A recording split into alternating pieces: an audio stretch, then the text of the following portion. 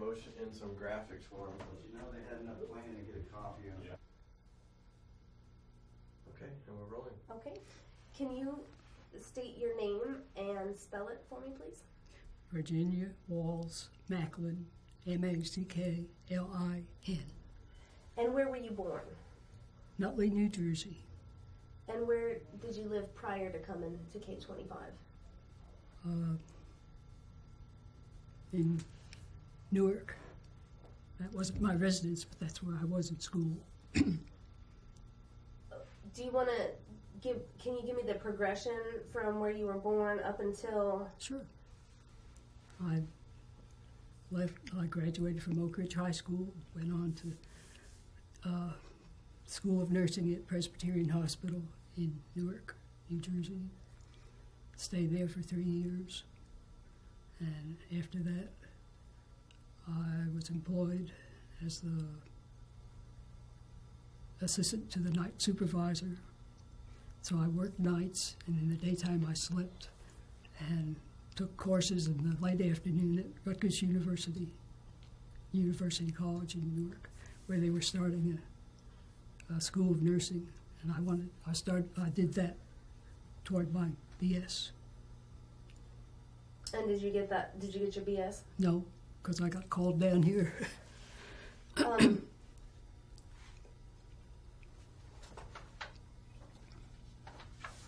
How did you come to work at K-25? Well, I think the fact that my boyfriend was down here had something to do with it. Probably. And he had some friends that were in the military high up and said he'd like to get me down here. And I think that had something to do with it. The main thing I remember is that when they contacted my School of Nursing, the head dean said, "No way, we're not letting her go, we need her up here." And they tried for about 3 times, and the 4th time they said, "The government wants her and we're going to get her. No matter what, you just have to put up with it." Deal with it. So that's, they said we need nurses, and that's it. So that's how I came down. And what are your first recollections of K-25? It's a very big place. And I remember coming in from Knoxville that there was a pond with something sticking up. And my first thought was, oh, what they're doing is they're making submarines. I thought it was a periscope. Of course, I didn't know then that the pond was only maybe 12 feet deep. And what years did you work at K-25? I came April the 5th of 1945 and left in sometime in 47 because I was going to have a child, and I'd gotten married in the meantime. And how did people communicate with other co-workers at the facility? I think they communicated very well. The only problem that we found was in medical, you weren't ever allowed to say anything, but if somebody came in with a problem and had an accident or something, you had to write it up as there was material on the finger. That's all we could say. Was that hard to be very vague? No, you got used to it being in nursing. You had to have certain phrases that you could use, and It was kind of scripted. Well, yeah, and people that were in the medical profession would know, but you couldn't. Some things you just couldn't put down. Other things you had to be very descriptive about. How did you communicate with your friends and family that were not a part of the facility?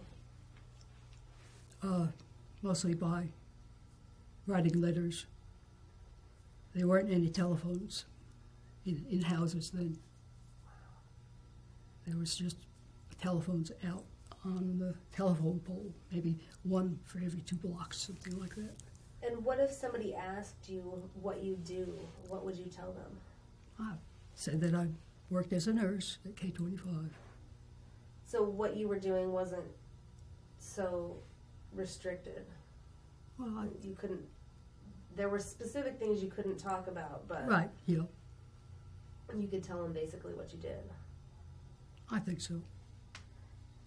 And what rules were important to follow? Well, the main one was you never mentioned anything except you called it material and you put little hyphenated things around it.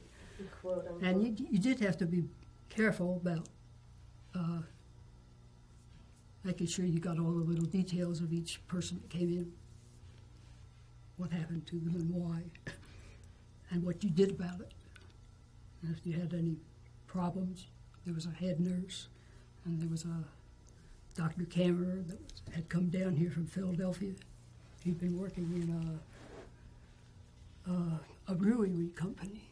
A what? A brewery company. Oh. I think he was one of their heads of their medical department.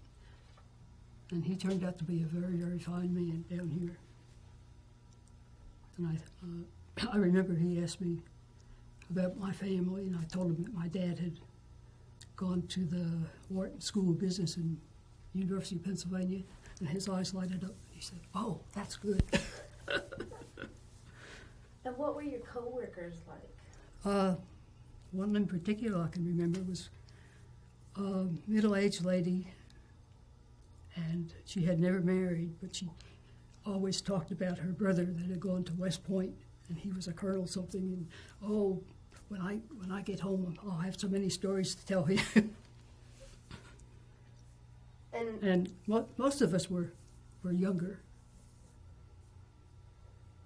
And since you worked in the medical field, what kind of facilities were there? I'd say the facilities were quite good. Some of the some of the machinery that we would have had in the hospital, they didn't have, so they would send you to the Oak Ridge Hospital. Well, I remember for little things like I guess 4 days after I came down, I went on a weekend trip down to Alabama, and we went on the bus. We had friends that were down there, and one of the people that was with us, it was her family, and we'd been invited for the weekend. And I got sick on the bus, and so I watched what I ate. And when I came back to work after the weekend, I had the same symptoms. So they decided that I probably had appendicitis. So they kept me in overnight. They had a room with 4 beds, then another room with 4 more beds. It was like a little hospital. And the main thing I remember is that they came in the next morning with this huge glass of orange juice. And I had never had about small glasses, and they said, "Now you're supposed to drink that all up." Well, I took one taste of it, and I said, I guess I got about that much down, and I said, "I don't think I should drink anymore." And so they decided to do a blood test on me, and they said, "Oh, your white count's way up. You're going to the hospital." So I ended up having my appendix taken out. When I came back, I was supposed to have moved into a dormitory. In the meantime, I'd been staying with a young married couple that were friends. And the unusual thing about it was that she had a younger sister that was working, and she would sleep in the bed at night. And then when I came, we'd strip off the sheets, just the bottom sheet, and I'd sleep in the bed at night. You guys switched off. Yeah. And I gathered that was fairly typical, because it was the housing was, at first, was you had to be married, and you had to have a certain number of children, and they had to be of different sexes. Can you describe that a little more for me? Well, all the houses were Semesto houses, and they all had designations of A, B, C, D, E, and F. And when we first got married, we had to stay in a dormitory that they'd converted into, well, they called it apartments, but it wasn't an apartment at all. And I remember when we came back for our honeymoon, we had a small room with a double bed, but you had to go trotting down the hall to the bathroom, and that wasn't very much fun. And how much emphasis did the company and your supervisor place on safety? I would say they were very honest about making us give reports if we saw something ourselves that we thought was not good. And you had to write the reports out and sign them, and the time of day, and all the little details. And was your health monitored regularly? I think if you were ill, you called in and said you were sick, then they would want to know the details and things. Did you have routine physicals and things like that? I don't recall that, not after the first one. And that was given out at what they called Wheat College. And were you ever hurt besides your appendicitis? No. And what type of radiological and chemical monitoring was performed? And were you informed about that? No, I don't think we were informed about it. But I had a good suspicion because I knew that my boyfriend had a PhD in chemistry and physics, so. But we weren't allowed to talk about such things, but I figured there had to be something chemical going on down here. And did you know what was going on inside the rest of the facility? No, not until, let's see, I worked in the main medical department for a while, and then after a couple of months, I got a raise, which was wonderful because I made more money than I had been made back home in my hospital, and I was put in charge of a first aid station down in the, what we call the conditioning building. And what was the conditioning building? It's a very big building, but what they did there exactly I couldn't tell you. But there was a man that worked down there that was a member of our church, so I knew that something important was going on because I knew he was a very bright man. And the only other thing I can remember is that there was a machine, and they called it Herman. And I don't know what Herman was, but it was a very big machine. And then finally they started calling it, I don't know, I can't remember the name of it, but it was like something that you had in the kitchen. And that's what they called it, but the men still called it Herman to themselves. And what was your reaction when you found out what the uranium was used for?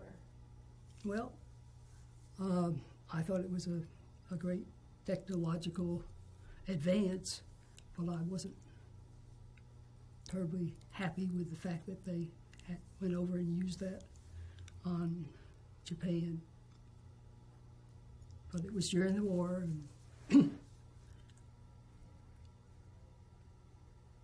how do you think history will view the Manhattan Project and its outcome? I think they'll probably view it as having been a good thing. And they certainly learned an awful lot between here and Los Alamos and out in California. And one of the young men that was in the Army here was one of the soldiers that went out to the island where they first employed the bomb to see how it would work. And did he tell you about that? He didn't speak too much about it till way long after. And could you tell me a little bit about what he told you? I don't have too much recollection. My husband would have known that better.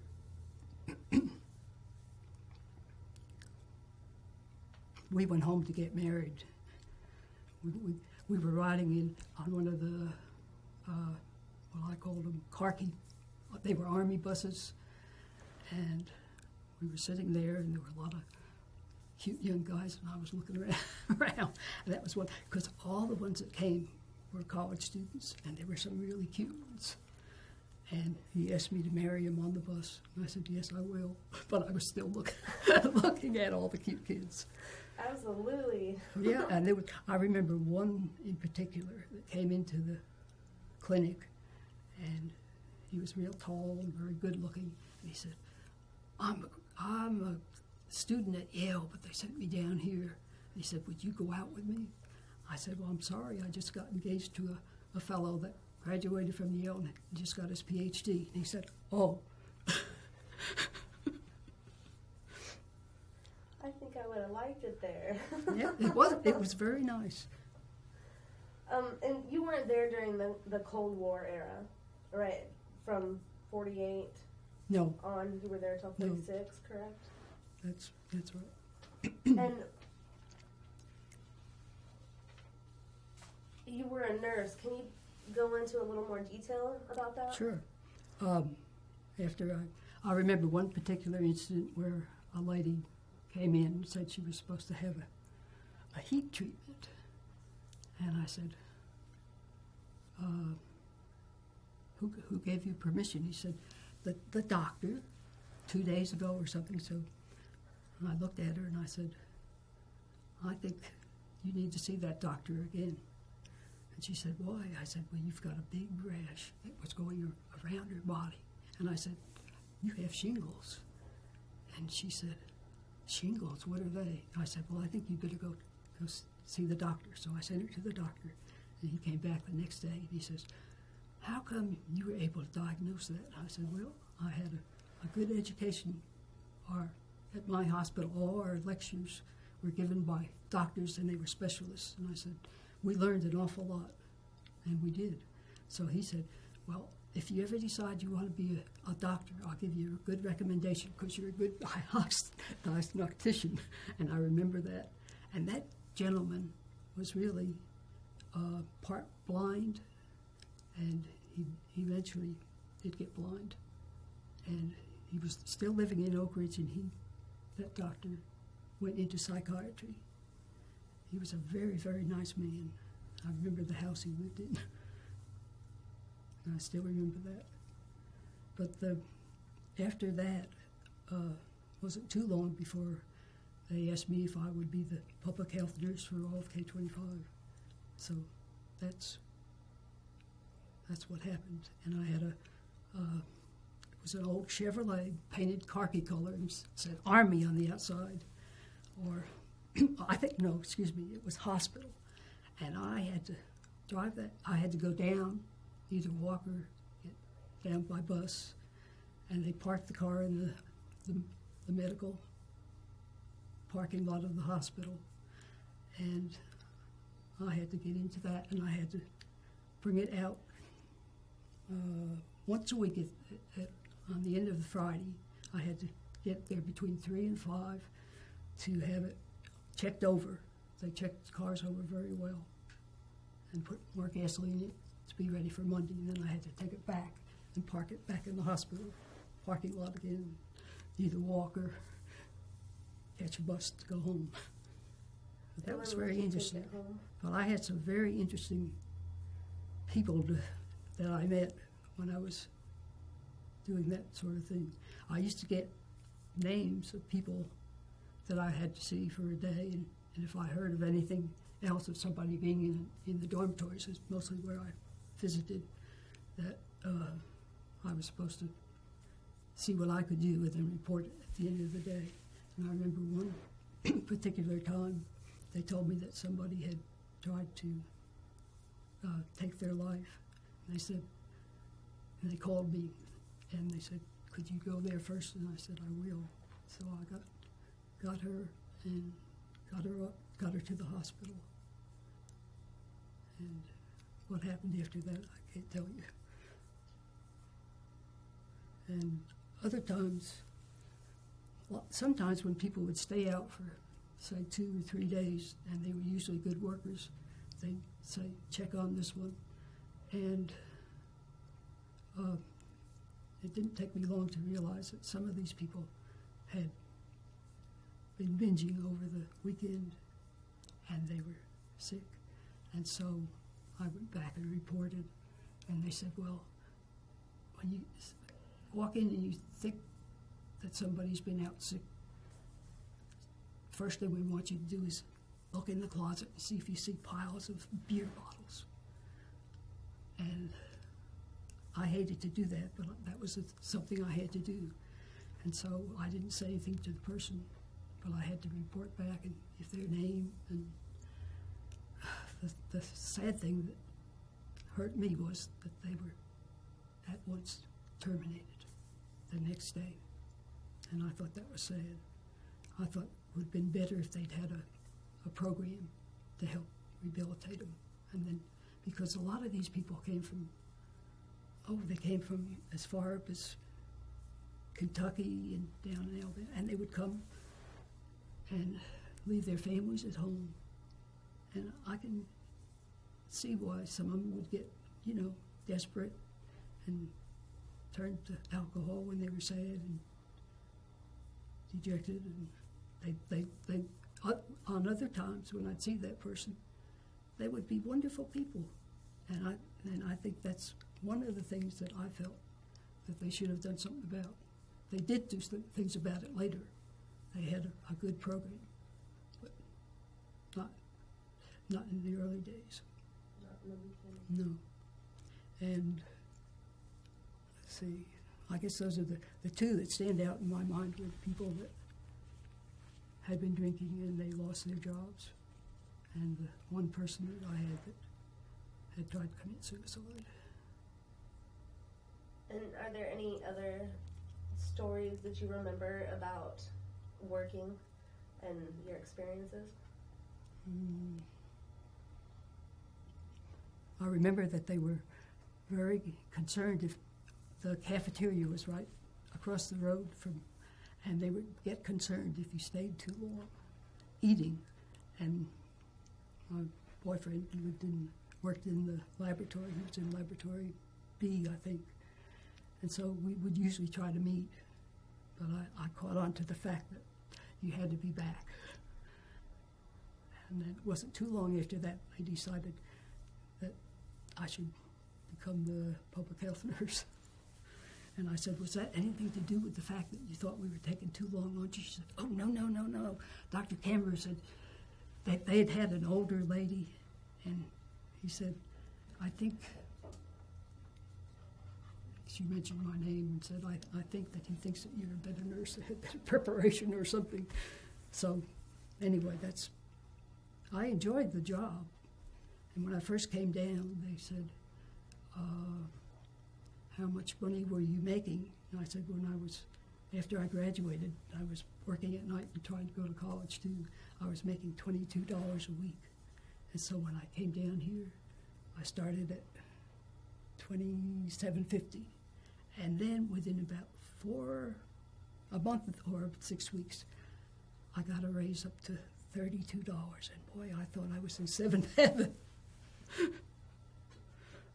What do you think your most challenging assignment was?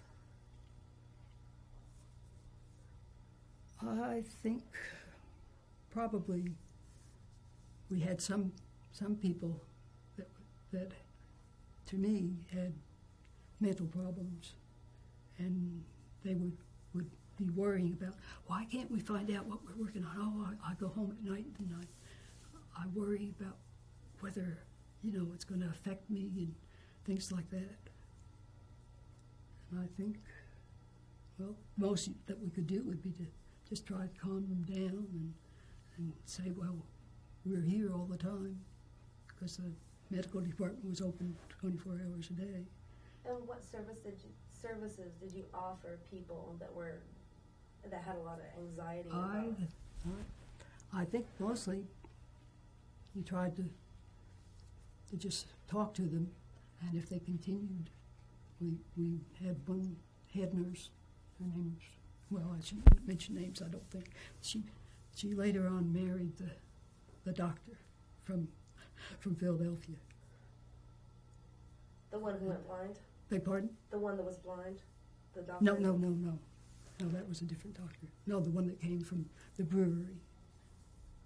He was a very good doctor, I'll say that for him. He was a good administrator too.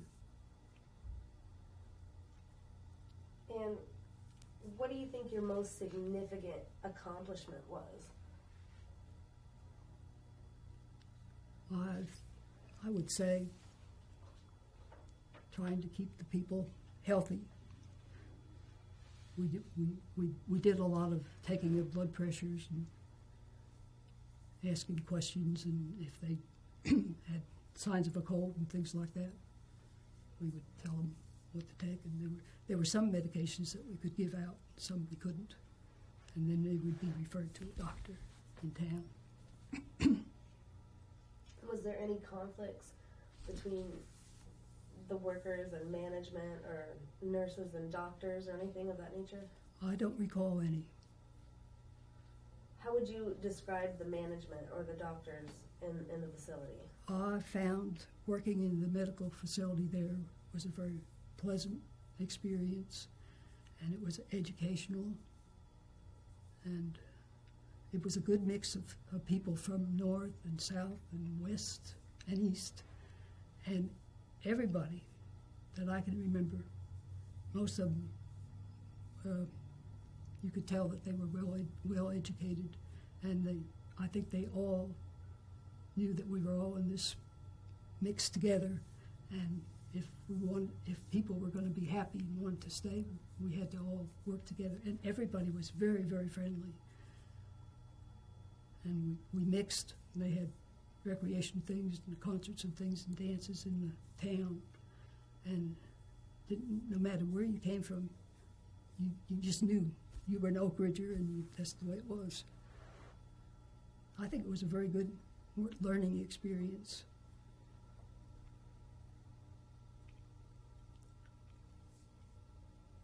And could you describe the community, the friendships that you had in a little more detail, like how that played out? It was laid out. I think they did a very good job. It was only Skidmore and Merrill from New York City, and the houses were Semesto, but they had small houses, and then two-bedroom houses were the smallest, and they had apartments on. There was some big buildings that had 2 bedrooms upstairs, and their kitchen and living quarters were downstairs. And then on each end was a smaller, and that's what we got when we first got married. When we went home to get married, came down, and my husband always called it the chicken coop. And it was difficult for people that came with large families, and I think a lot of it depended upon what your job category was. And people that were craftsmen and things, some of them ended up living in what we called it wasn't hutments, but they were in Grove Center, and they had just a round stove to cook on. Was it like the Victory Cottage? Yeah, that's what it was. And we knew one family that had people come in. They gave them a pass eventually, and they came and they had 3 little children, and they said, well, where are we going to put them? And so, because there was only one bed, so they got some blankets or quilts from somebody and put them down on the floor. And they had to go out to central places for bathrooms and showers and things, if my memory is correct. I know they did in the hutments, and that was one of the places I did go, and they had all the black people were all put in one end of the town, kind of away from everybody else. And they had what I guess we'd call them hutments. They were not nearly as nice as a house. And I think it was all one big room, and they had bunk beds, and I think they had maybe 12 women in one of these things. I could be wrong, but it was quite a large number. Let's change tapes. And then when we change and